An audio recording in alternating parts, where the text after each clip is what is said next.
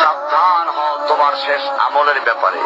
তুমি জানো না কখন তোমার শেষ মুহূর্ত।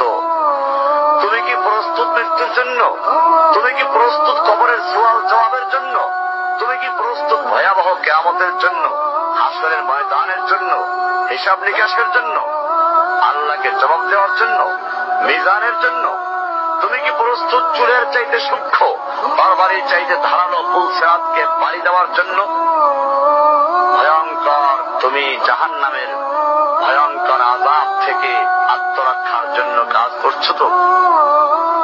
যার ইন্ধন মানুষ এবং পাথর, যার আগুন ভয়ঙ্কর উত্তাপ সম্পন্ন কালো বর্ণের, যা হৃদয় পর্যন্ত চালিয়ে দেবে, এমন উত্তপ্ত পানি যা নারী ভুঁড়িকে বের করে দিবে। রয়েছে খাবারে হিসাবে জাক্কুম ও গলিত পুঁজ।